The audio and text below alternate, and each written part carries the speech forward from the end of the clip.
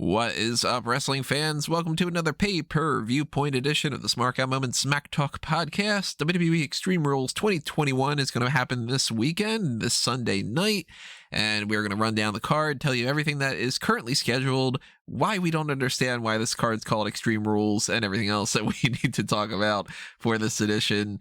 I am your host, as always, Tony Mango. Joining me, as always, are Callum Wiggins. Welcome to Rules 2021.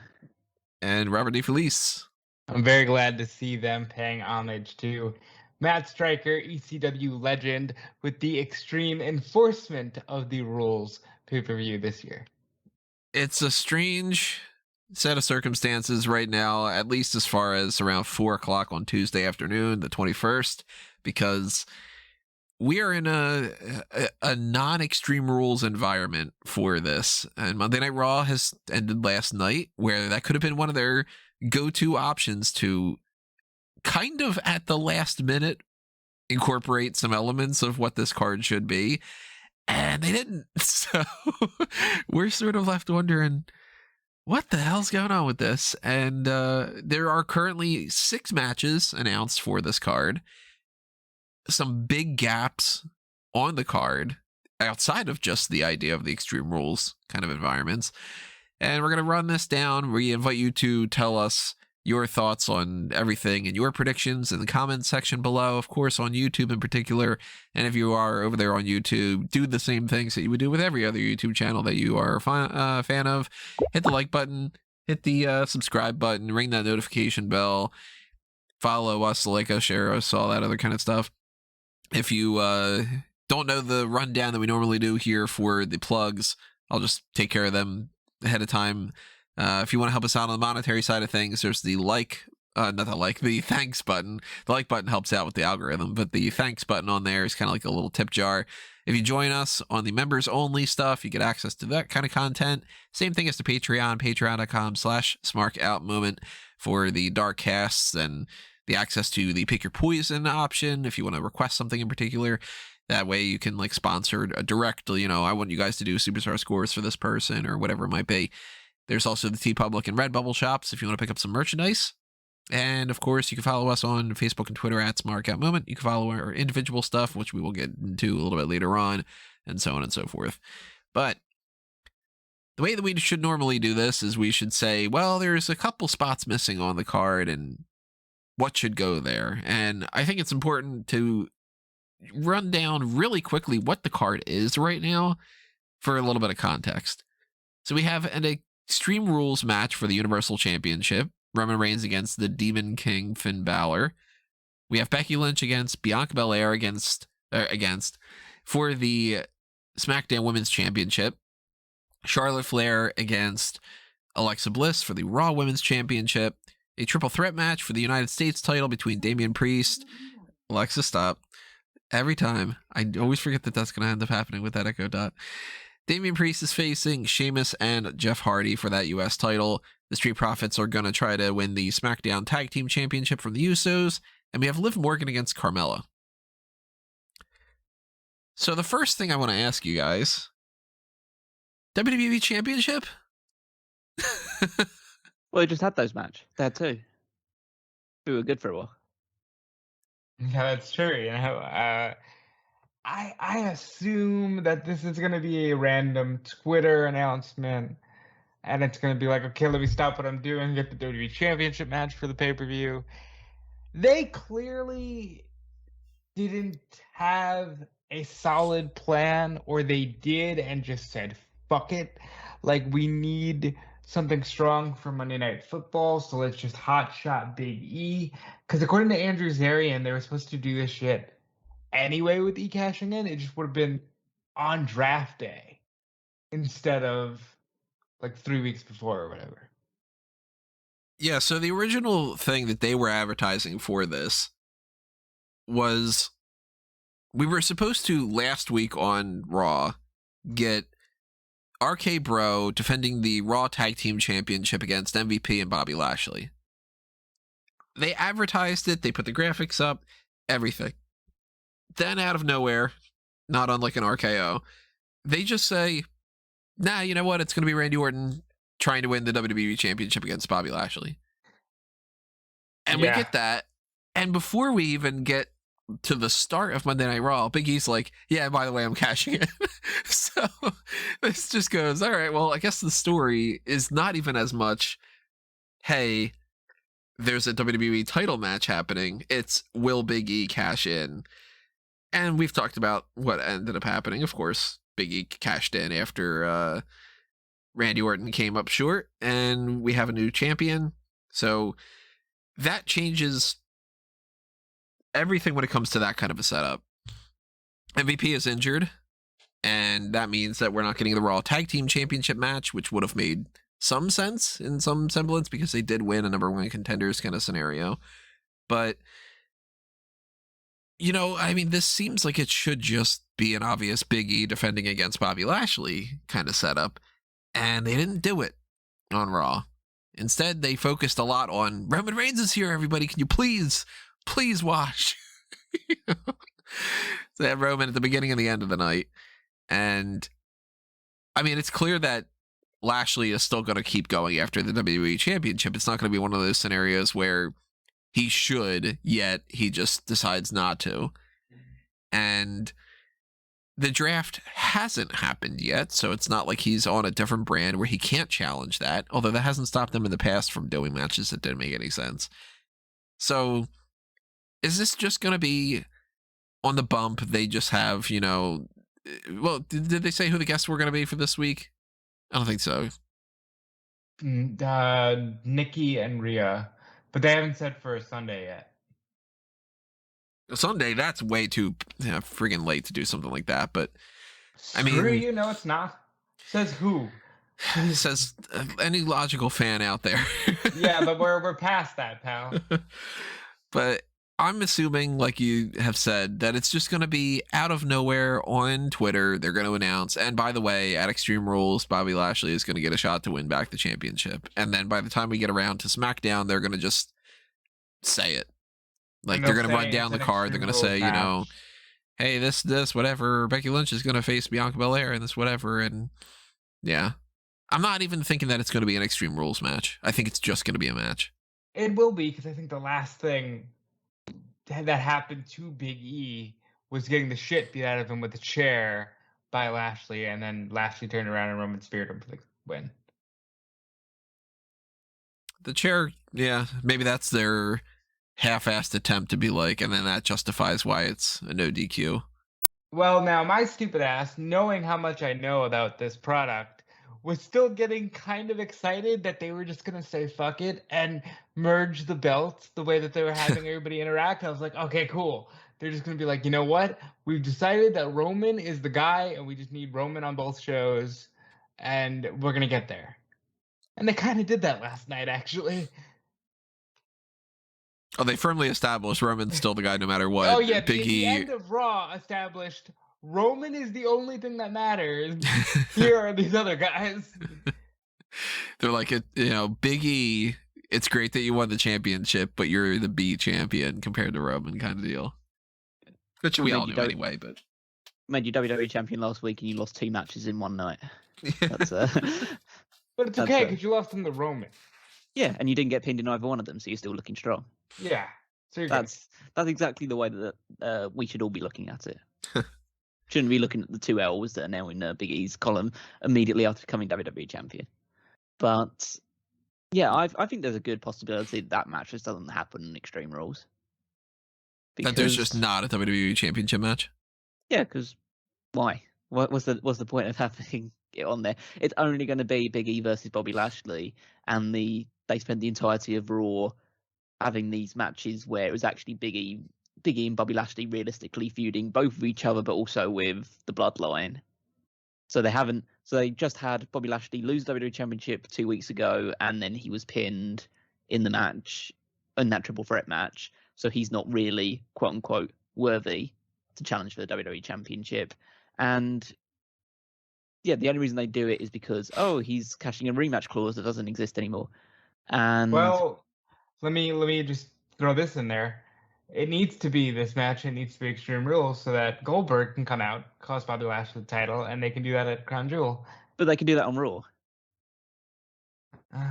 And realistically, as everything has been demonstrated, like pay-per-views don't matter because they don't get a shit ton of money out of it, and the only thing that what they should be doing, and that's why I'm actually kind of happy with the things that they have been doing the last couple of weeks, is making their television exciting and compelling to watch, or I'll at least give you like that. do stuff that's more compelling on those things. The pay-per-views in the grand scheme of things don't matter. So they still need to put matches on there, obviously, which they've got on there, but you don't need to add a WWE Championship match for the sake of, oh, it's a pay-per-view, we must have a WWE Championship match on it. No, you don't really. You can do that on Raw. I will give you that. The triple threat match last night between Lashley, Big E, and Roman felt like the biggest men's match WWE has presented, well, with the main roster guys, in quite a while. Trying to look up their their live event schedule to see if they're anywhere around, because Goldberg's in Texas? Atlanta, or is he not in Atlanta anymore? I thought he was in Texas. I don't know. Yeah, I think he's in Texas now. Yeah, so they're Ohio, Florida, Baltimore. I mean, not that it would matter that he couldn't just fly out, but he'll turn up for one episode of Raw or a couple of episodes of Raw to build up the match between him and Bobby Lashley at Crown Jewel, and because the WWE title was no longer on the line, Goldberg will beat Bobby Lashley. I've already done that prediction for that thing already. Because, I mean, the way that WWE likes to do a lot of these things, it would make sense if he pops up at the pay-per-view, costs him, and then they can advertise on Raw that he's going to show up. Be like, Goldberg's going to pop up and he's going to talk about what he did at Extreme Rules, that kind of thing. But they could also do that on Raw as well, and I think like that's the priority for them right now, especially after both with the challenge of Monday Night Football and the numbers that AEW have been pulling, and maybe just a desire from the networks just to get things moving in the right direction again. I think their main focus is getting Raw's numbers up and get more buzz around the brand than there's been previously. So with the card the way that it is, are you guys excited for it? Well, the way that it is, no, there really is. I mean, I assume it's the typical WWE philosophy of like, I'm sure most, if not all, the matches will be good. I just don't care about any of the results or what happens. I think it's a nice way to end what will be a great wrestling week. But no, I can't say I'm excited for this show in particular.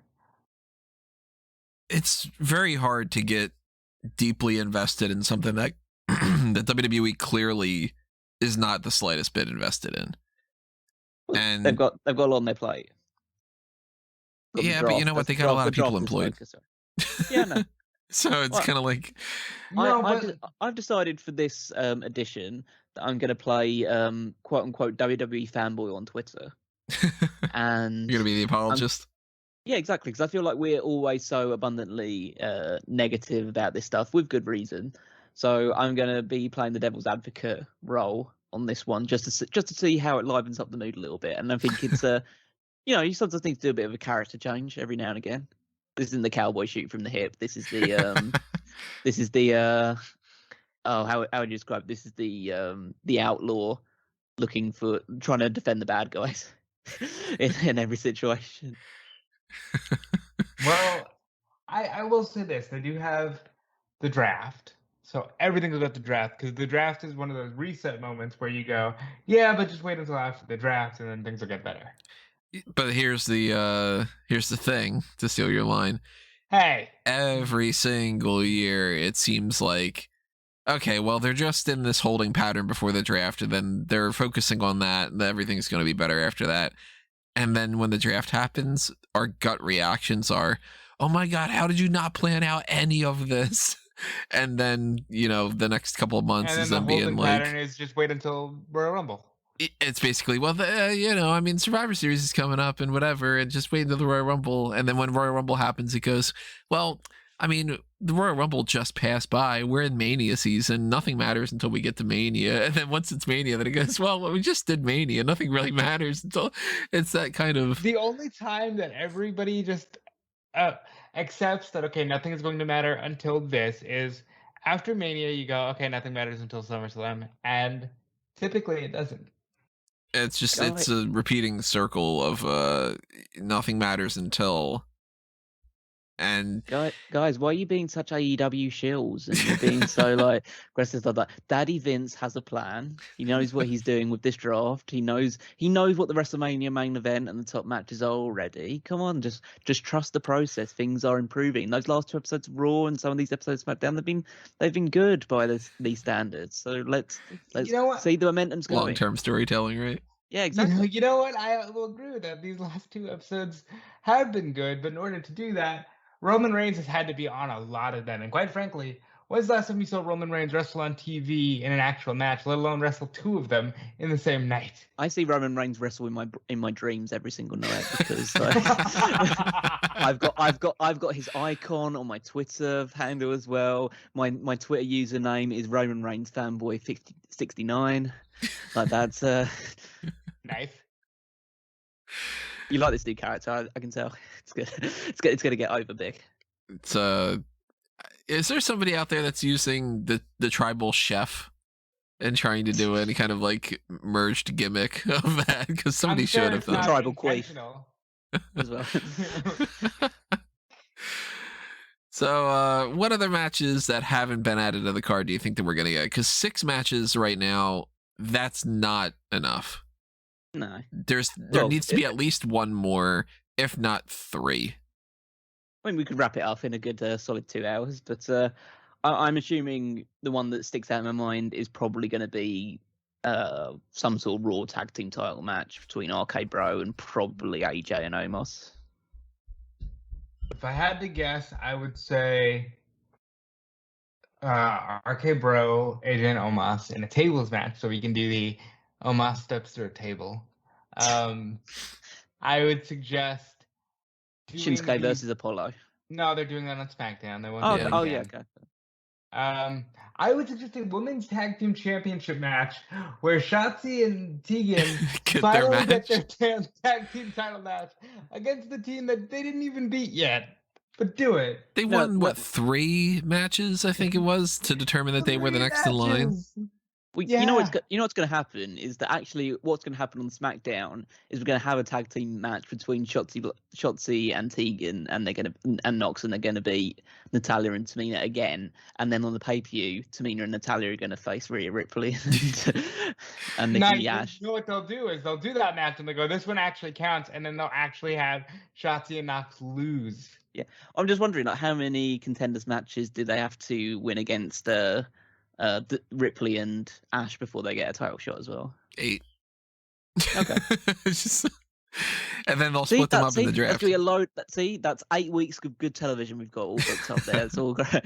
Like, see, it's about as great of creative direction as, hey, remember how Doudrop beat Eva Marie? Let's have Doudrop beat Eva Marie, and then let's have Doudrop beat Eva Marie. Tony, the next week she could.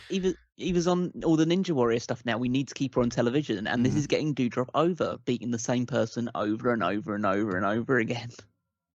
The theme song that they're using for Doudrop, they put that up on the WWE Music YouTube channel yesterday. So I clicked on it because I'm like, this is a catchy song. Let me listen to that, see if I want to get it and put it in my collection or anything. And all the comments were saying something. I was like, you know what? This makes a lot of sense. They were all saying this sounds like a WWE shop ad for like, hey kids, have some fun, jump around and dance. Because it's all like, live your life and all this other kind of stuff. And I'm like, I can see it now. Like, wow, that just completely changed my idea of Doudrop's out there just kind of being like, wear this t-shirt that you'll feel comfortable in as yourself and whatever, more than anything else. And I really hope that they do not add Doudrop versus Eva Marie on this card. It's a possibility. Say, she looked like she was doing Emma's arm dance. Yeah, didn't she? She totally did. Well, that's it's similar to that, but it's actually, from my understanding, she's putting the hands out like that and moving her fingers to illustrate rain because she's Doudrop. Okay. I like that. Okay, makes sense. Huh. See? All right, cool. It's the greatest gimmick in WWE history. She wiggles her hands like raindrops. Her name's Doudrop. It's awesome. When are they gonna give her like a segment on like how they gave Everrise Live? They need to give her a morning show called Morning Dew.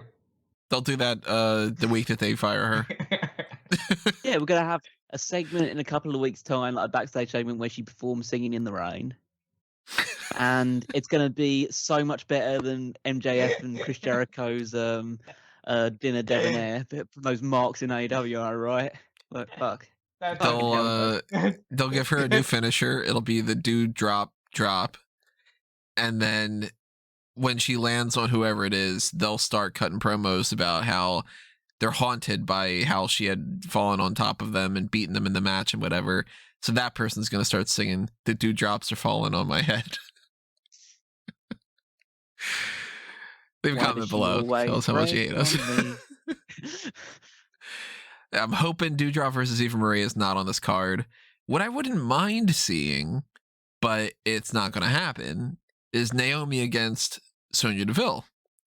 Because they keep doing this thing where Sonja doesn't want to book Naomi in a match despite bringing her over onto the roster because, number one, how the fuck does that make sense? Number two, remember how in 2018, mind you, they went out of their way to be like, we're not going to have general managers anymore. And then they realized that they literally cannot function without authority figures. I think that there's a real possibility that this whole thing's building up for a little while, and then you reach the draft, and Naomi goes undrafted. And then basically she goes, "What the hell?" to like Sonja Deville, and Sonja says, "Oh, it turns out you're not on Raw or SmackDown, so I guess you don't have a reason to have a match on either brand." And that, I think that could be the basis of a pretty good story. Like, of her just coming in, okay, I'm not on any roster anymore, so I'll just turn up whenever I want to, and she just starts interfering in women's matches, getting in people's faces, and then eventually leads to a match with Sonja Deville. Or Roman Reigns is like, "You really gonna put up with that? You're part of the family," yeah, exactly. You know? Yeah, we could do that as well. I feel like that's where it's leading to at the moment, but they're just like, so they're having to do these segments in the meantime to lead up to it. Then again, I hope that they've given an iota of thought the way that you two have just given all this thought to what Naomi can do. I hope they have as well. Well, yeah, but obviously we have to deal with the fact that on SmackDown there's a quota that you can only have one women's match on every show. So it's like, what? And that's another thing. It's like, if we were to get that women's tag title match, that'd be 4 women's matches on this card. Yeah, that's a lot. Like, that's a lot considering the way things have been lately. That's a lot considering that there would be only 3 other matches.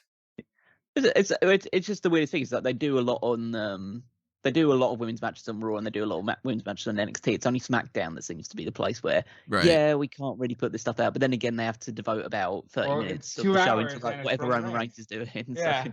I mean, every episode of SmackDown or Raw, for some reason, they cannot help themselves. Every episode needs to start off with a 10-minute promo, if not 15, 20. Because Hey Tony, how's your territory doing? It's doing okay. All things considered. Because the actual face of the company's on that show, so they're sticking with the formula of long talking. It's tried and tested. They did all 20-minute promos at the start of when the Attitude Era was at its peak. Why didn't it work now? It's basic wrestling. Well, but no, actually, wrestling. Evil term. It's pure sports entertainment, and I want to eat all of it up. This is the show. I'm liking this. You know, there's gonna be some kind of comment. Somebody's gonna at least want to leave, whether or not they do it. Especially now that I'm calling it out, well, they'll be like, that Callum guy, he just doesn't get it. WWE, this kind of thing. No, I'm hoping that it's going to be a mixture of like, there's going to be one person that says, "Oh, this guy doesn't get it. Like, why is he sucking up to WWE so hard and all that other stuff?" And then the other person, and then someone else is saying like, this guy's mocking the fact that I still like WWE. I want to gauge both those assholes. It's the both sides are upset kind of deal, you know? Yeah, exactly. I want to make everyone upset. That's the WWE mentality.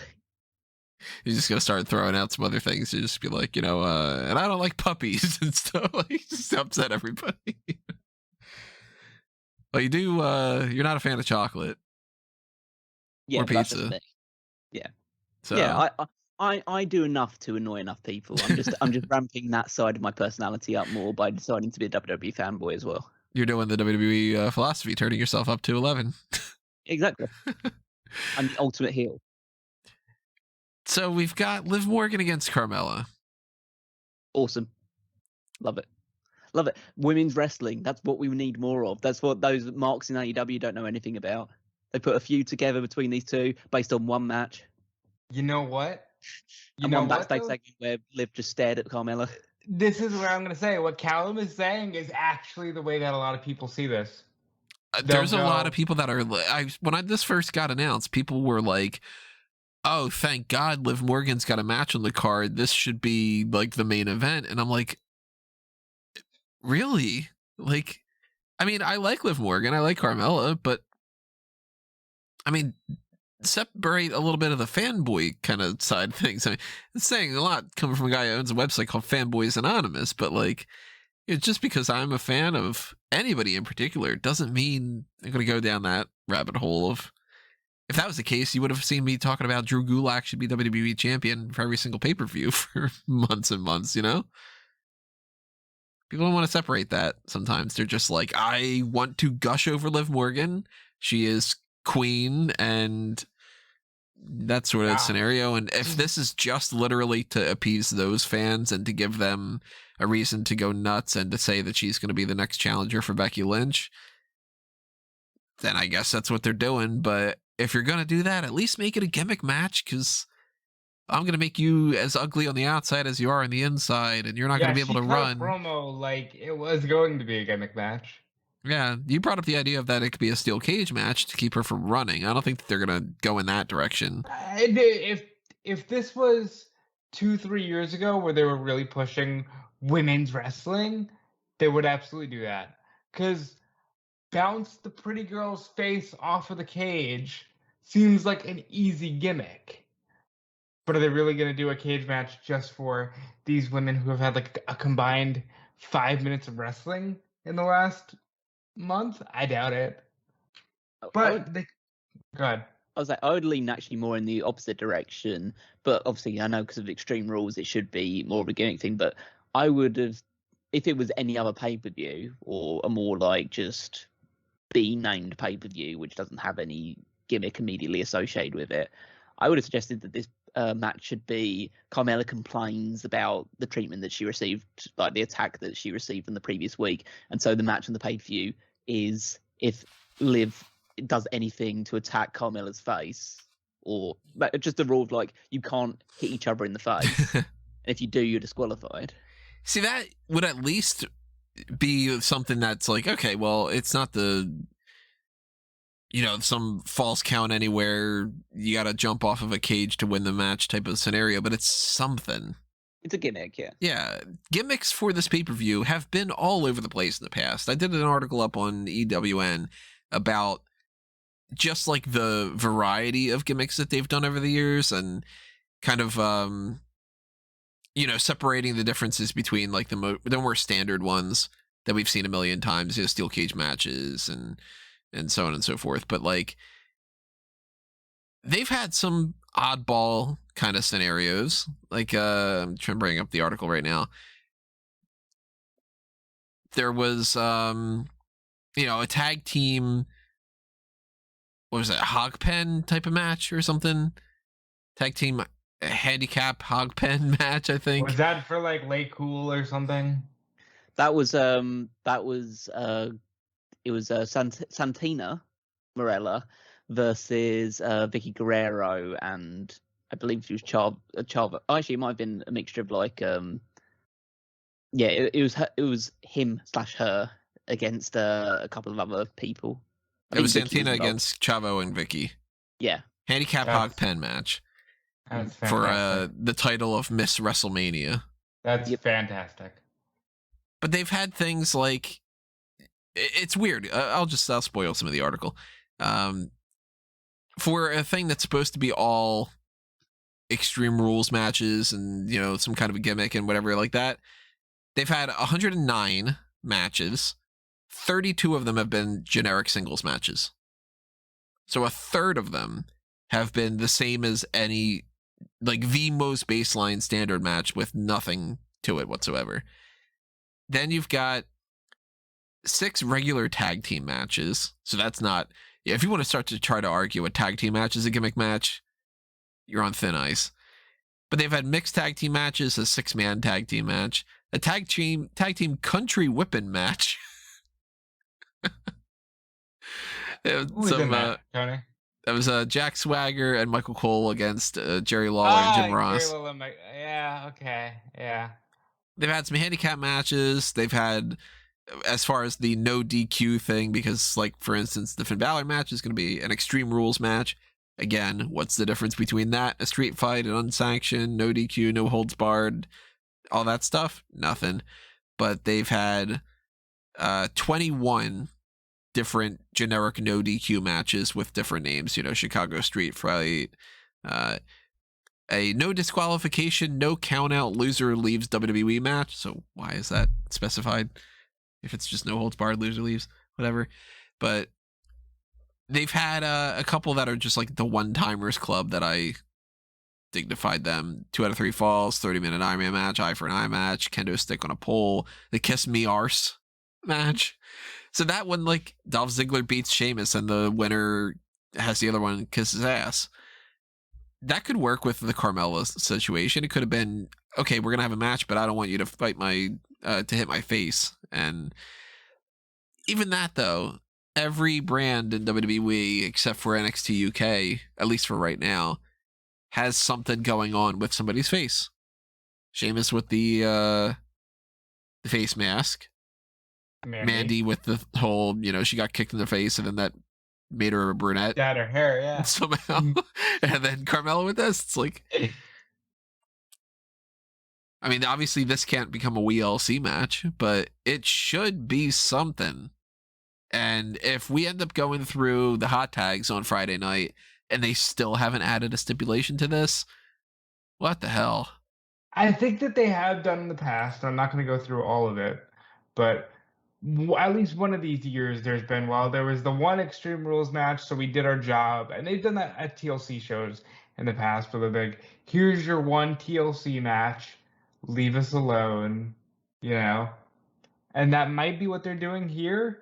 But as you were talking about Extreme Rules, I thought about, wow, the Extreme Rules name has been around for 12 years already. So this is just their way of going, oh, this is our, legacy treatment for ECW. So we can't use the word hardcore anymore. So everything's Extreme Rules. It's like, it's awful. It really should just be No Mercy or Fully Loaded. Or just they have a pantheon of names that they can go through. This could literally be King of the Ring. It could be anything, because they're not doing any matches here that signify, okay, this is Extreme Rules. That's maddening. So I'm working under the assumption whether or not they get like a gimmick attached to this. This is Liv Morgan's match. She wins. She's going to be a future contender for Becky Lynch. And that's it.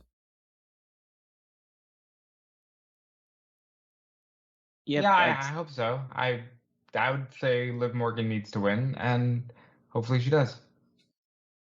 Yep, I'm backing Queen Liv to win, and she's going to beat that dirty, evil, rotten Carmella, who I'll still fap to her post on Instagram. And call her a slut in her mentions, even though. Nice.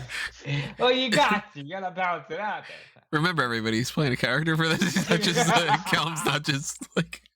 Oh, sorry, what was that? Oh, it's in and out there for a second. I don't want people to be like, Callum said. No, he's referencing the way that people act on Twitter. It's a gimmick. It's a character. Yeah. It's like when Ric Flair whipped his dick out. He was just playing a full-blown WWE apologist kind of thing, right? Yeah, exactly. Let's go to the They SmackDown should tag. sue that. They should sue that woman on the documentary for revealing all those secrets. God damn. Not being a good fan, right? Yeah, exactly. The Usos against the Street Profits SmackDown tag team titles. Again, no gimmick, but I guess you just don't build to anything anymore. You don't set up a story with any purpose. You just, things happen. Like, you guys have seen, I know at least like Callum's seen Guardians of the Galaxy. You remember how in that movie, nothing happens, then the third act just happens? There's no setup or anything. That's what happens. So I guess they just throw a ladder into here or something and they just go do it. If they do, it's going to be great. Like, the match is going to be good no matter what. But it's really disappointing when you can take something like this and you could actually do something to make it, the reason why the gimmick is happening. And they just haven't. If they do, it's going to be at the last minute, 11th hour, Friday night. You're running out of time on SmackDown and one person grabs a ladder or somebody pulls out a chain and it becomes a chain match, or a kendo stick pops out of nowhere and they, I don't know, whatever the fuck, that kind of deal. Usos and Street Profits work really well together. They are two of the best tag teams that are out there right now. So the match is going to be good, but you can't keep giving WWE a pass of the build sucked. It didn't mean anything. You knew that you didn't care ahead of time, but you guys are going to enjoy the match, right? And then all's forgiven. We talked about this with Bianca and Sasha at WrestleMania. You keep doing that, WWE is going to keep doing it because they're going to keep getting away with it. But the Usos are going to retain here, I think, whether it's a generic match or if it's got some sort of stipulation to it, especially if it's something like a ladder match. I think that that's even more so a reason for the Usos to retain. The thing that concerns me with this rivalry is they're going to burn through it. Even if, to the point where even if the matches are good, people aren't going to like it. You know what I mean? Like, they're just going to burn through everything that's going on. And I feel like when they do eventually turn Naomi heel and put her with the bloodline, we're going to just get more Street Profits, Usos, except you're going to have Naomi and Bianca in the mix. So I'm a little, I guess, concerned about how much you run this match back. But these matches are phenomenal. They are just so freaking good that they're getting away with that right now. I do want it to be a ladder match. I do hope that they just find a way to make it that. And I think the Profits will win just because keep people on their toes, make you think for 5 seconds it'll be, Profits against RK Bro, where you can do the whole, hey, bro, I want the smoke. I like the smoke. And I think that'd be a lot of fun. But who knows? This match is going to be absolutely off the chain. You know how I know that? Because I've seen this match 3 times in the last 3 weeks. And it just gets better every single time. And that's the secret of the WWE philosophy, right? Every time you see a match, you want to see the next time they fight even more. And that's just the way that it just keeps circulating back and forth. So I feel like even if it doesn't have a stipulation, whether it's a ladder match or some sort of stipulation, even though they have like clearly built up an idea that in the previous match ended in a DQ, so that realistically this should be some sort of no disqualification match, but that doesn't matter. Just all you need to do is put these 4 guys together for eternity and we'll love it every single time. Fight forever, right? Yeah, exactly. Yeah, see, that's why they chant that thing. And you know why they chant that? Because because of WWE and the fact that we put the same stuff on over and over and over again to the point where people just want everyone to fight forever. You know what you put on? It's smiles on faces. Exactly. And that's why the Usos will retain here as well, because nothing puts smiles on faces like the baby faces losing. It's WWE philosophy. Then, now. Yeah, because babyface loses, people just feel sorry for them, and then they'll just want to see it more and more. But we never give it to them, and that's the key. Yeah, I think that there's a strong possibility that spoil the SmackDown Women's match again. I think that Bianca's moving over to Raw on the draft, and I think that obviously the Street Profits should more than likely move with her because they like to keep married couples together. And yeah, I'm sure that Montez Ford and Bianca Belair are going to rather be on the same touring schedule than to be on the opposite ones. So with that in mind, I don't think that the Usos are going to drop the titles here and then just win them back. It's a possibility, but we don't have a whole lot of time. Unless they do that like on draft night or something stupid just for the sake of, oh, look at that, we did these title changes and we got you talking. But I think the Usos representing SmackDown for Survivor Series makes more sense than the Street Profits. So by hook or by crook, Usos retain. That's my pick. What's yours, Rob? Profits. I think keep it fresh. Change the title. What's your pick, Alan? Usos. So the United States Championship match is technically a gimmick, but it's, I mean, that's low effort as you can get. It's a triple threat match. And we see Triple at threat, least no DQ. It's no DQ. Triple threat match. And it's something we see pretty much every single week. So it's not like it's special. But Damian Priest better Priest every single time. Did you just hear what I just said? Like every time you see a gimmick and a stipulation or a match, it gets better every time. This is like the 18th time that Damian Priest and Sheamus have fought each other. So literally, it's going to be 18 times better than the first time they fought. you imagine if That's somebody how actually math has works. that philosophy That's where how they're math like, works. Not There's Steiner a- math, not in that shitty TNA or whatever it was called. this is going to be Braun Steiner math. Priest now Braun is not Breaker, going to I think you'll face find. just Sheamus. He's going to face Jeff Hardy as well, because Hardy beat Sheamus to get into this match on Monday Night Raw. And then promptly, like, fucked off so Sheamus and Priest could just fight each other. Did you guys notice that? Well, yeah, I mean, that's the smart thing to do is, hey, I'm gonna let these two beat the shit out of each other. It was kind of Yeah, funny man. because it's like Hardy beats Sheamus and Sheamus says, I blame you, Damian Priest. And they start fighting and I'm looking around. I'm like, okay, well, Jeff Hardy's going to come in and he's going to like, I don't know, do like a, whisper in the wind to both of them or something. And he just doesn't because he's not there anymore. I'm like, he won the match. It was like, all right, gonna go get something to eat. Like, I think Jeff was just excited about winning a match. That's kind of maybe. like, just like that was the main thing. He's like, oh my god, I actually won something. Maybe he was doing that thing that he does where he's like clapping and kind of like skipping. You know what I mean? Mm. Like he's doing that to the back. Just sort of like, yeah. I'm gonna drop the character for a second because I feel like I'll drop the character. I feel like there's something that actually needs to be said. I'm not super keen on the idea of a Damian Priest taking on two guys that he's beaten recently in the singles competition for United States Championship. It just feels like, again, it's a spinning the wheels type mentality. And if the idea was to freshen it up a little bit because it was going to be Damian Priest versus Sheamus and you wanted to mix it up a little bit by throwing Jeff Hardy in, great. Just don't have Jeff Hardy lose to Damian Priest last week. Yeah, because if Hardy would have gotten into this match and then it would have been like, oh, okay, well, we're going to see how Priest deals with the Hardy. Then it's something a little bit different. But he did just beat him, so we know that he's going to beat him. Yeah, so it's Damian Priest defending the title against the two guys he most recently beat in singles matches, realistically. So Yeah. it's like it's a weird way of building challenges, and now putting the characters back on. But that's the way that you build these guys up. Like they're hungrier than ever to win the United States Championship. After all those losses, they're so desperate to get a Damian Priest and get their title back, and that's what makes this compelling. I just want to point out that legitimately the fallout from SummerSlam began with, Damian Priest is calling out Bobby Lashley. How And did Drew we get McIntyre here? somehow in the mix for the United States title. How did we get here?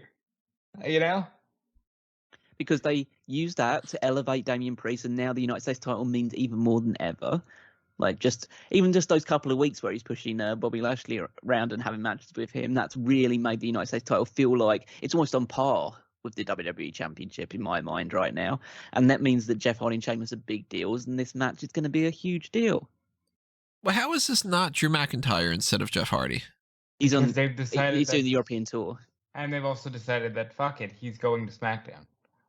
It's Yeah, just kind I of think like, that- you would think logically that that's where they would have been heading because they did the whole thing with McIntyre and involved with Priest and whatnot. Speaking of that, Big E's champion now.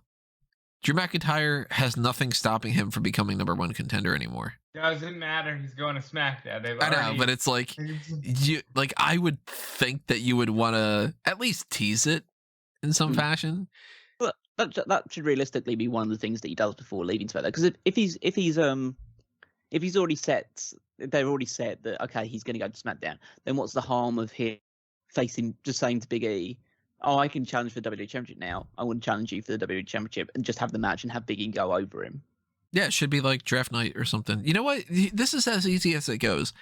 Draft night happens, and it ends up being, because they don't, for anybody that's wondering how they necessarily do the draft, if you haven't been checking it out the past couple of years, it's not like because SmackDown goes first, SmackDown's picks are announced, and then on Raw, you have to do the opposite. It's 50-50. So they just split it up in a pool. They don't add everybody to the pool. So eventually I'm going to have a list up on the website that's going to say, like, here are the people that they are completely ignoring. So I do that every year. And they can do like the Drew McIntyre goes to SmackDown thing on the second night on Raw. And then, of course, they've got, Raw Talk and whatever where they go. And then the extra picks that we don't really care about are, this person goes here, the Viking Raiders probably over here, and Mason T-Bar over there. Like that kind of thing. Tucker splits from Otis. Yeah, that kind of deal. But they could do something as simple as Drew McIntyre says, I don't know where I'm going to end up, but a Big E, I have won so many different matches and whatever like that. I want to fight you for the championship. And Big E says, cool, I'm a fighting champion. Okay. And then they have their match and either Big E wins or somebody interferes and causes some bullshit. And then it leads to a tag team match or some kind of nonsense the way that they kind of did with this, because they love doing that. So if you're going to keep doing it, you might as well put it into the mix as a possible option. But that at least would address it. And then maybe, maybe people would look back and go, oh, okay, well, there's logic behind these things. But as far as like wins and losses go and setting a tone for something, Damian Priest has lost, guess how many matches this year? He's lost no singles matches. He's only lost a mixture of tag team and handicap matches. He has lost a singles match. Roster. But the main roster, yeah. Main roster, yeah. Obviously, he's lost in NXT to... He lost to Karrion Kross at NXT New Year's Evil. Oh, okay. And then he lost a handicap match. Or no, well... Miz and Morrison, yeah. It was the Karrion Kross match that he came up short in the Royal Rumble. And then he lost the handicap match. And he lost a Battle Royal that Riddle won. That's it. Yep, he's been very well protected. Yeah, so, I mean, he's winning this match as if it wasn't obvious enough by the fact that he beat the two other people already.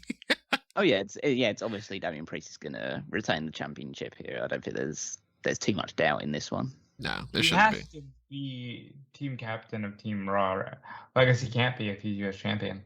He'll be fighting whoever the Intercontinental champion is, if they go down that route again. Realistically, probably Nakamura. Do you guys think it's going to be Priest and Nakamura?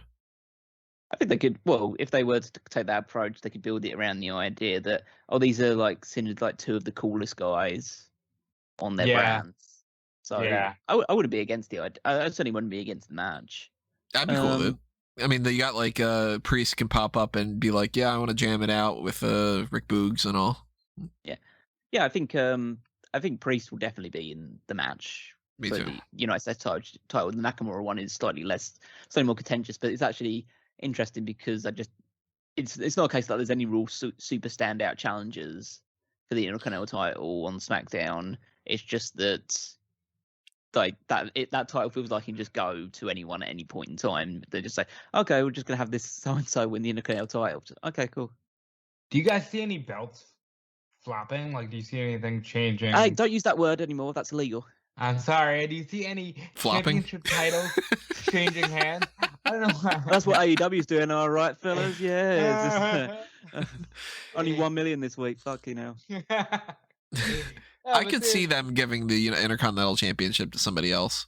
just to No, kind of be do you like, see it going to like Raw? Do you see anything changing brands so that like, hey, we've really decided that we need Roman on Raw because Roman on Raw is like we'll get the Raw numbers up. Do you see that happening, or Nakamura going to Raw so that the IC title can be back on Raw? I mean, right now, before Extreme Rules, I don't think that we're going to get any kind of swaps. I think, I mean, the argument is saying like certain people, I'm sure there's a lot of people that are with USA that really want to, or with the NBC or however they decide to term it, that want to see Roman Reigns on Raw, but then probably there's an equal amount of people that want to see Roman Reigns stay on SmackDown. So it just That's depends so what wild wins to this me. war at the end between these two different networks. Yeah, you're right. So we're all going Damian Priest. Yeah, I think so. And we're all going to go Charlotte Flair as well, right? Slightly less I confident. don't know. But, well, realistically, I mean, there's a good reason why Charlotte could lose this match, is because she could win it back and be a 15-time women's champion. They do So love doing that, that's for sure. Charlotte. No, they're about to race Ric Flair by putting those NXT titles back into play and just say she is a 15-time champion. Yeah, I think they're pretty wishing that they probably put the title on John Cena at this point now at SummerSlam and just had him drop it at Madison Square Garden. But yeah, I mean, I think that this feud's progressed pretty well. I think Bliss is now kind of in a halfway house between the super kooky, like, Fiend sidekick character and kind of her old self a little bit. And that's a bit more of a likable mix. Charlotte Flair is obviously extremely unlikable, but that's the gimmick. And so the feud's actually been built up pretty well, and the match it's going to be quite interesting because Alexa's previous matches have been very gimmick based and very smoke and mirrors based, whereas with Charlotte she's going to have to work a bit more. So I'd be interested to see how the match actually is structured and goes. I'm not honestly looking forward to the match too much. I don't think it's going to be all that great, because I just think that these two probably aren't going to have the best chemistry together. Charlotte is very like, I mean, the height difference is one thing, and Charlotte's style I don't think is going to mesh well with Bliss being not only smaller, but also the person who should kind of be dictating the pace. Because it's going to be weird if Flair is the one that's like controlling everything. Then it's going to seem like it's just, what's Bliss even doing? Well, Charlotte should be the one dictating the pace. She's the heel. The heel usually She's the leads. the heel controls the match. Yeah, the heel usually controls and dictates the match. But if it ends up being just Alexa is getting her ass beat the whole time or whatever, it kind of flies in the face of her intimidating kind of gimmick. You know what I mean? That's why it's weird how they've got Alexa in this kind of scenario. Well, I say they typically do that sort of intimidation thing with Bliss in recent things, but I feel like they've pivoted away from that because, well, in this feud in particular, Charlotte Flair has not been in any way intimidated by what Bliss has done. She's gotten beaten up a bit by Bliss and stuff like that, and she's gotten annoyed by it. But she ripped up the Charlie doll, and it's not like she's super scared of Lily or anything like that. She doesn't see these quote unquote mind games that Alexa Bliss has done in the past to other people with better effect, like Shayna Baszler or Eva Marie. Instead, she's just seeing it as a joke, and Bliss has actually got to be, I guess, got to actually stand up to Flair on her level almost.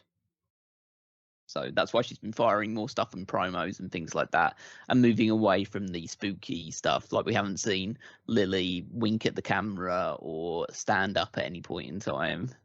It's just been an actual, feud. Last night in particular, they seemed very determined to kind of have Bliss almost talk in her regular voice. And I think she was just, Charlotte, I know who I am, so I can do this. Basically, I can do this dumb shit. You can't because you have no idea who you are.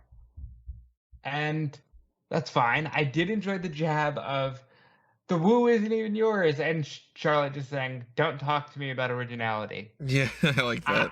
I really enjoyed that. Yeah, I don't know. I'm not entirely sold that Bliss can't win, but it's also Charlotte, and you never bet against the Queen, so I'll go Charlotte. Well, it's quite an interesting one because like several years ago, this would probably be the case of like you're betting against two people that you never bet against, and one of them's got to lose. I still see it that way now. It's just Bliss since like 2019 has fallen a lot because she's just gone through so much changes and hasn't wrestled as much and stuff like that. So who knows? But there is also the thought of it's been a really long time since Bliss has been champion. Maybe Bliss should be champion. I think this is literally just a scenario where they needed somebody for Flair to fight for the pay-per-view, and in the meantime to feud with before they start doing this Queen's Crown tournament or Queen of the Ring or whatever it might be. And Bliss is the highest ranked person that's the most popular that's on Raw at the moment. Like, just as simple as that. I think that there's nothing more to this than Bliss loses to Flair.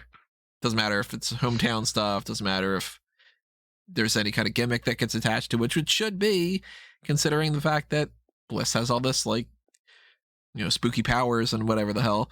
This should be like, even if you just want to call it another no DQ match, but give it another name, it could be something like Devil's Playground match or whatever the fuck you want to call it, you know? But it's not. At least now it isn't. They're just going to do the whole, like, last minute sort of thing, or nothing. I'm going Flair. Set up for Bliss to win Queen's Crown and just fuck with Charlotte. I don't know, but I will go with Flair. Also, mostly because she's on my fantasy team, and I hope I get some points. I will say that my prediction is that Bliss wins by DQ. It's so extreme. Yeah, they turn a singles match into an extreme match, and that's, again, it's the secret for this thing. Just like they realise that what the name of the pay-per-view is, so they're going to turn into Extreme Rules, whether it's extreme or not, and that's why it's great. But I feel like they're going to rerun this match a little while, and the one thing that's giving me pause for thought, just to say Charlotte Flair retains, is that this is an opportunity to take the belt off of Charlotte, give it to Alexa, and that means Charlotte can enter that Queen's Crown tournament, and not that she couldn't do it as champion anyway, almost. but win it, and then use that as her right to re-challenge for the title, win it back. Also, can't believe this was 2 years ago already, but they did do this with Charlotte in 2019 with Bayley, where she just won the title briefly at Hell in a Cell. Bayley won it back, and then didn't Charlotte get drafted to Raw? I think so, yeah. I feel like there's also kind of either scope to believe that, well, I don't think Charlotte will get drafted one way or the other. I think she stays on Raw regardless. But there's also, if you want to think slightly ahead, I know WWE doesn't necessarily do that. Just talking from my real voice rather than the character that I've been playing this whole time through. But will they want to run with Charlotte Flair as a heel against Becky Lynch as a heel at Survivor Series? Yes, because it's Charlotte and Becky. I think that's their philosophy. Yeah, it's just, well, they're the two people that we like the most, so let's just do it, you know? Yeah, that's probably fair. Also, if in the chance that they do have Bianca actually, do something and beat Becky Lynch's ass, you can say, hey, it's Charlotte and Bianca, first time ever. That's all been building up for this moment. This is where we're going to see Bianca come to the forefront. She needs to be beaten down. She needed to be beaten down that many times because now you really want to see her beat up Becky Lynch. Let me tell you how badly I want to see that. And we all set our predictions, right? So we can jump to the SmackDown Women's title match. Yeah, and it's Becky Lynch is retaining. Bianca needs to beat her ass. I have said this on every platform. I'm sick of saying it. Bianca looks so dumb. Looks so stupid.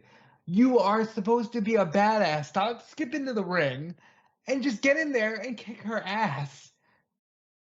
I hate so much when they do things like they did. I think it was this last week or whatever when they did the contract signing. It might have been where. Oh no, that's 2 weeks ago. Where she literally does the skip to the ring, smiles, poses, and then when they start doing the contract signing, then she looks like she's like, oh, now I'm super mad at you this whole time. And I know that it's just a matter of bad acting, WWE pro wrestling bullshit type stuff, but yeah, I mean, great stuff.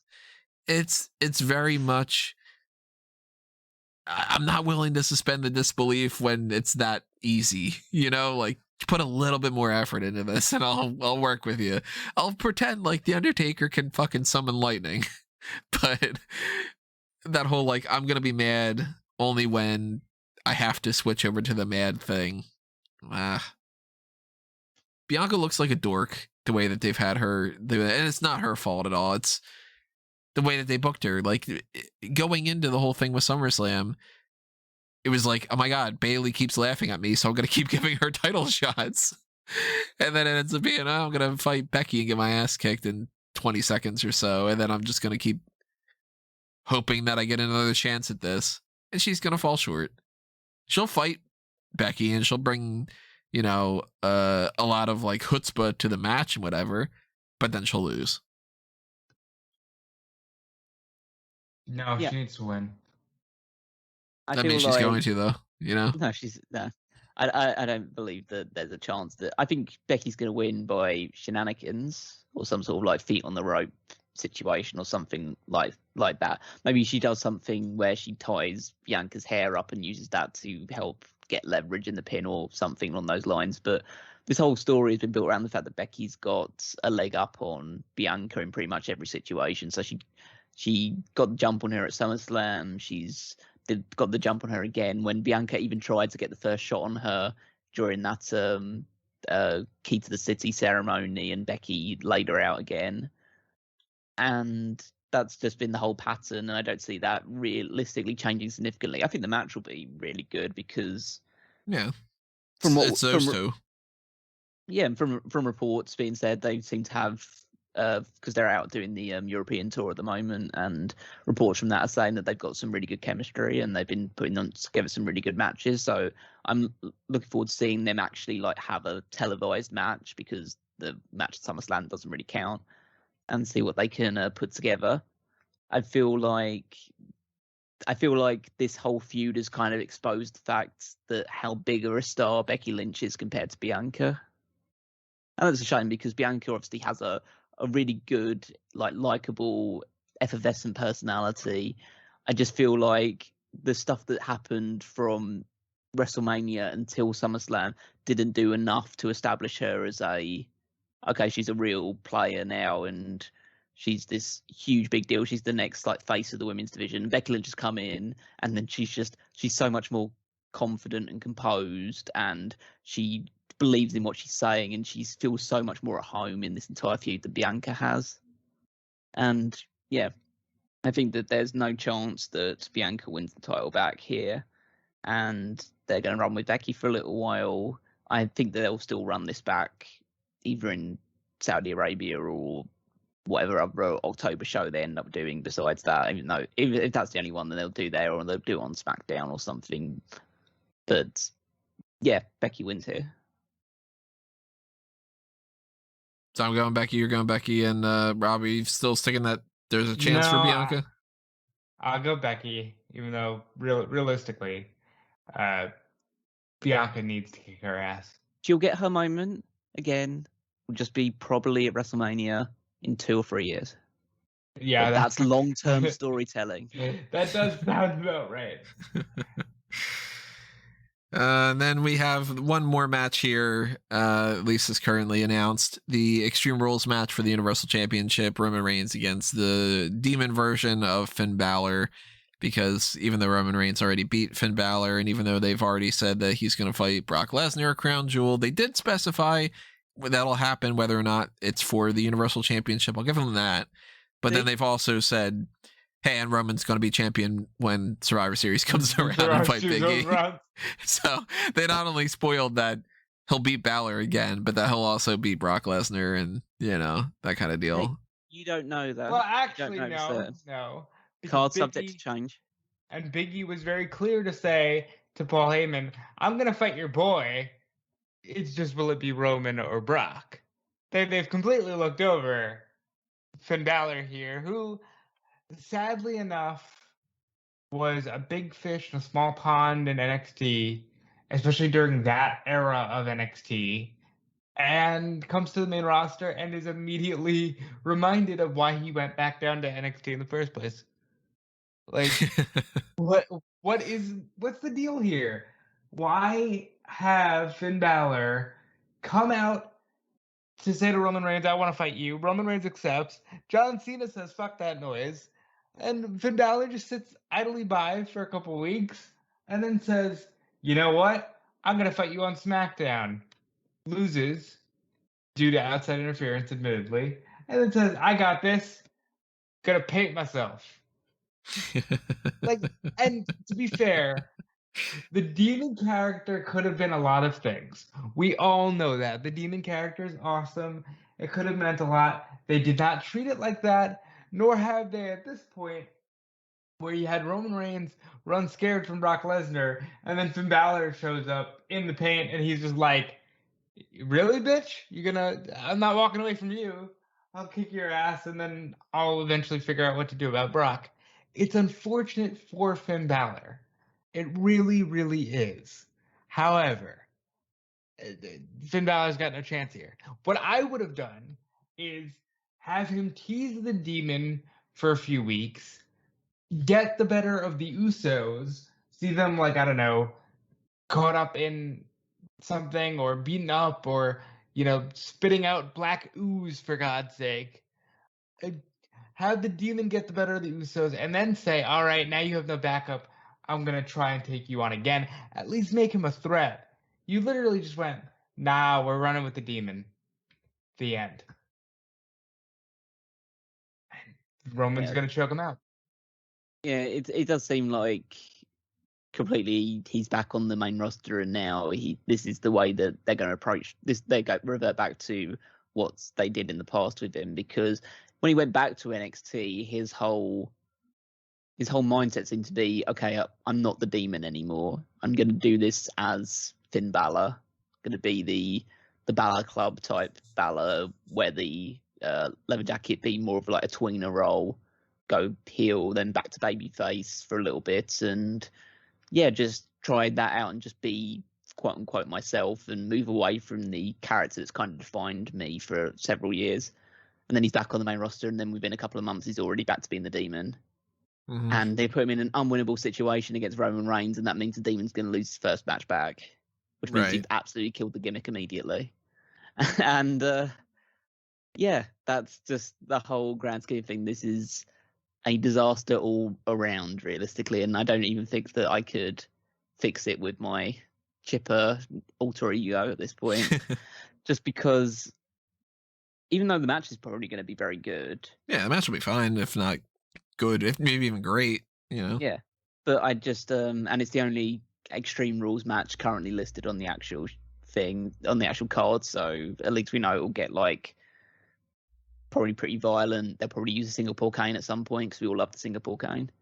But I just don't feel that they're doing Balor a favour here, because if Balor wins, then that's just unbelievably shocking.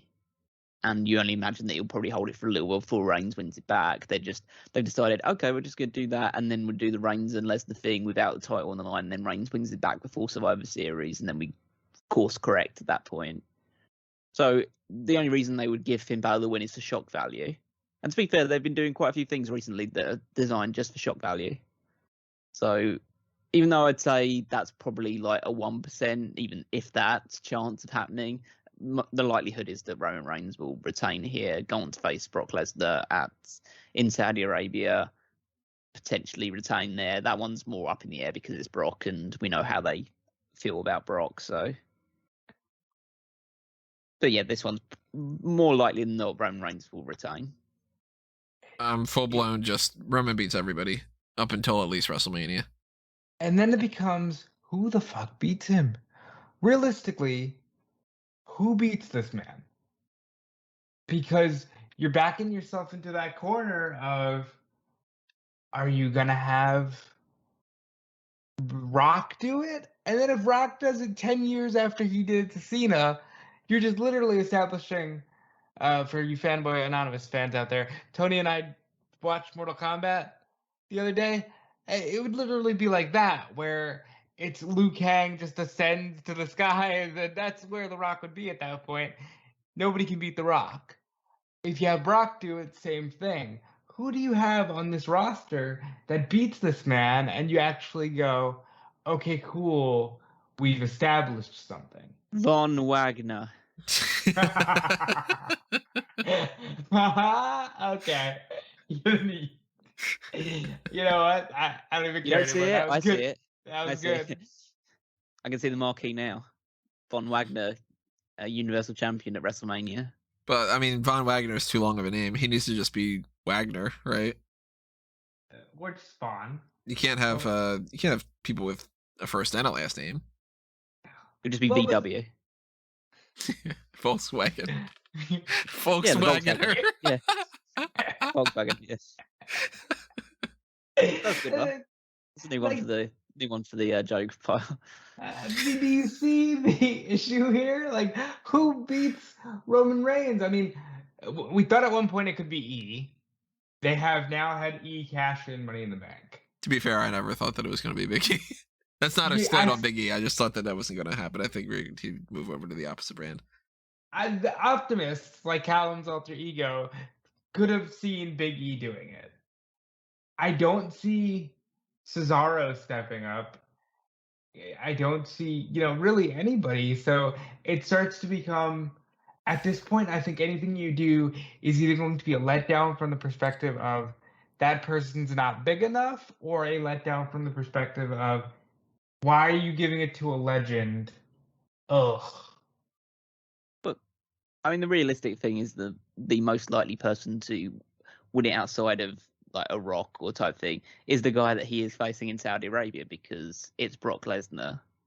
And even though Roman is the biggest deal right now, they could have Brock win the title and then build towards a rematch with Reigns turn of the year or something. Or either WrestleMania or just Royal Rumble or any big show like that. And then just hopefully by that point they'll have had someone build up to win the Royal Rumble that feels like he's a worthy challenger to Reigns, and then you move on from that point. But realistically, there's nothing suggesting or saying that they couldn't have Roman Reigns be WWE champion for like 2 or 3 years. Yeah, I mean, Or they've Universal done it in the past. Yeah, Universal champion for 2 or 3 years. Yeah, they have, but they haven't done it like that. They've done it with like Hogan and stuff. But they haven't really had a guy hold on to a title for 2 years. No, outside of Walter, but that's Walter. Yeah. But who's a guy who's held the title for, well, they obviously had Lesnar win the title for a while and hold it for a bit, but obviously he didn't show up as often as Reigns does. But that means that the guy who does eventually beat Reigns is kind of made at that point, regardless of their stature going into it, because even though you want to build a guy up to be the biggest thing possible, if Reigns has held the title for 2 years and has been completely unbeatable, if someone then just beats him for the title, they're made at that point. I wonder if they're banking any kind of hope on Gable Stevenson just takes this to the same way that Kurt Angle took it, and he's our guy. Like, I'll tell you, Von Wagner. That too. It would not be shocking at all to me if it was like that sort of a scenario where they're just sort of hoping that Gable is going to be the next big thing. Well, they already have the next big thing. They did. It was Brock Lesnar. He was the last big thing. He's the thing. He's the big thing. He is the thing. Well, he's the big thing. It's just kinda...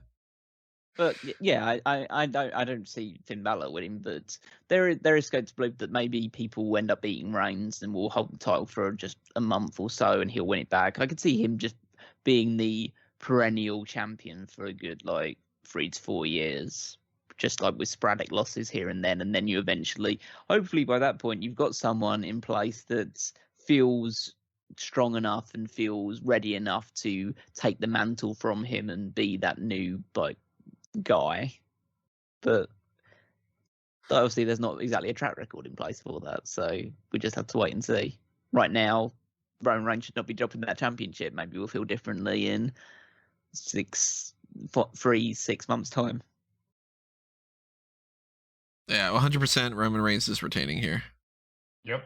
This is the easiest match out of all the matches to give any kind of prediction for. I still think the priest triple threat is more. I'm more locked in on that one than this one. Really?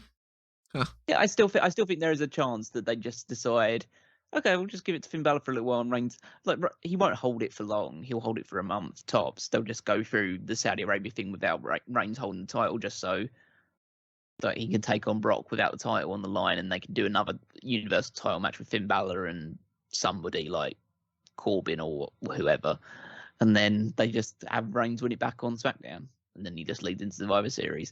That's always the thing with Roman, is the fact that if he does drop the title, he's not going to lose it for long. I just don't feel like they'd do the same thing with someone like Priest, who they seem to be super keen on protecting. Obviously, they're hugely protecting on Roman Reigns as well, but they could drop it.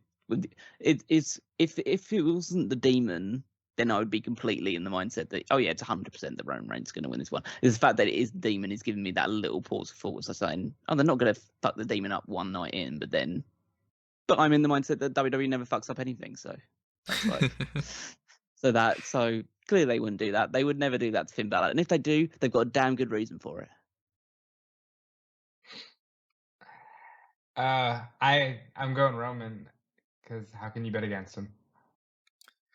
And I guess we're gonna see what other matches they decide to add to this card throughout this week, because why would you know during the go home show or anything? I don't think they're going to add anything outside of a WWE Championship match. I think they're going to add that, and I think they're going to add one more. I don't really know what it would be, but just something for the kickoff. I don't think any of these matches are going to be moved to the kickoff at the very least. Yeah, that Liv Morgan Carmella match seems like it's tailor-made for the kickoff.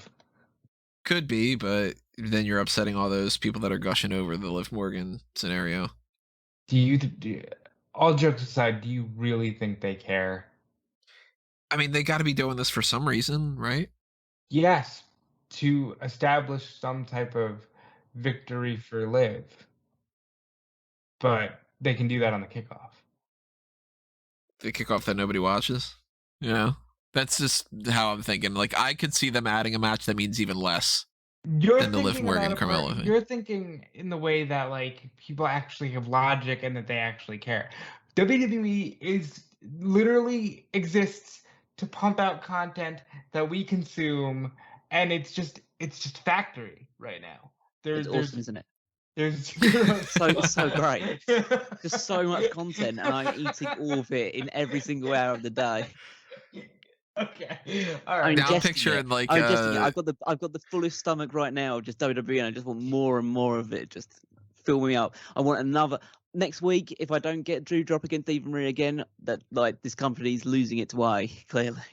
Since we were saying content factory and Callum saying he's like totally full up on his stomach and whatever, I'm picturing that thing from The Simpsons when Homer is getting fed donuts in hell. And he's just like he eats all of them, and the devil's just kind of like, I don't understand. Like Content Factory, much better than Cheesecake Factory. Got that now. You know, I really fucking want those mac and cheese balls now. Immediately when you said Cheesecake Factory, I'm like, those are good. It's been too long. Sponsor us, Cheesecake Factory. Send us some shit. Yeah, that's one I would go for all the way. Yeah.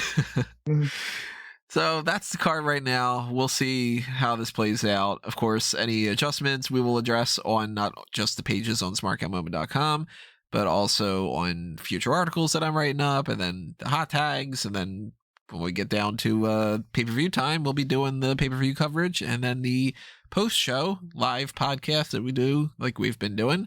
So make sure that you are not only subscribed to this channel, so that way you can chat, because the only people that can chat in the live chats are subscribers, but also set off those email notifications. Make sure that they are coming in for you, because then you'll know when we go live for that kind of a thing.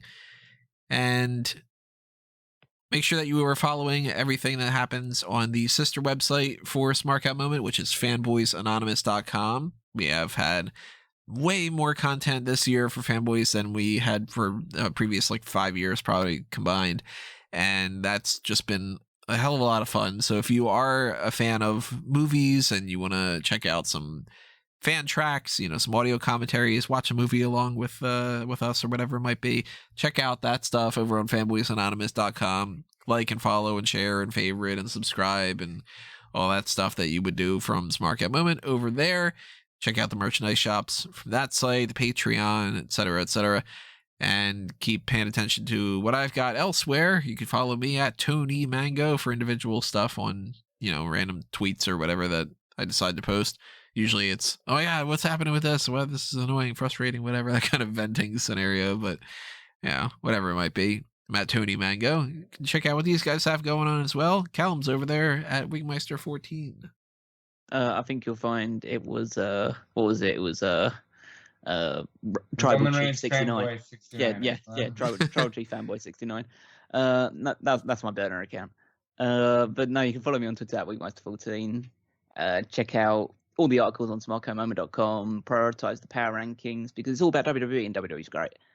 And other than that, obviously with the pay-per-view predictions as well, the predictions will contribute towards the fantasy league as well. So we'll have a bit of an update on that, and this will lead to, depending on the results, lead to some updates to individual teams as well. So there's quite a lot of desperation in me to win the predictions this time around because I haven't won a predictions contest yet that we've done for the year round, and my team has suffered greatly because of it. So I need this more than anybody really. Who won the last predictions one? Was it me? You did. If you win again, then you get to... Let's have a look. Pay-per-view result. Yeah, Tony won SummerSlam. So Extreme Rules. If Tony wins again, he can take one of our guys, right? Yeah. I'm totally fine with him taking. You can take all my fucking team for all I care about. Yeah, I'll be the one that's screwed because he'll take Roman and then I'll die. Well, he's your locked pick. He's your protected pick. So suck it. Yeah, he'll just take. Who we take instead? He'll take E. Yeah, he'll probably take Big E. Yeah, that'll probably be the one. I would 100% take Big E if that was the case. Yeah, no questions whatsoever. I'm not gonna be like, all right, Callum, give me Adam Cole. Yeah. But so keep we'll inform you of all that stuff as well as and when it progresses. You can follow all that stuff on is it WWEFantasyLeague.com? Yep. Follow all that stuff nice on there. And convenient and logical, everybody. That's how things work when you think about it ahead of time. And as for me, I'm over on every social media platform at Dude Felice. I'm most of the day on Fightful.com writing news. There's currently a news article up from Jeremy Lambert about Daniel Bryan eating tree sperm. There's currently another article up from Jeremy Lambert about Shane Taylor of Ring of Honor Television wanting to fight the Mr. Owl from the Tootsie Pop commercials. More great news like that is up there, and check out Fightful Select for your scoop needs. Now I'm picturing the 1, 2, 3, but it's a pinfall instead. That's good. Also, a reminder for anybody that wants to take part in the 2021 Champs Giving tournament that is going on right now. You get to vote on who is the best King of the Ring of all time. We are currently in the qualifying round, which will end, I think, probably right before the hot tags. I'll probably shut off the poll. So you get to determine right now who is going to be not only in the bracket, but how that bracket is going to be seeded. So we eliminate 7 people heading into round 1. You can vote on whether or not you're a huge fan of King Mabel or King Haku or Damarako or whatever it might be. I don't know. So that's happening. You can find that over on the sidebar right next to the pay-per-view content and everything. And yeah, it's going to be it for us. So thanks for listening to this. Thank you for all your support. Thank you for leaving your comments and everything else that's going on here. And we will see you next time, everybody. But for this time and for now, this has been another Smark Out moment, and we're being counted out.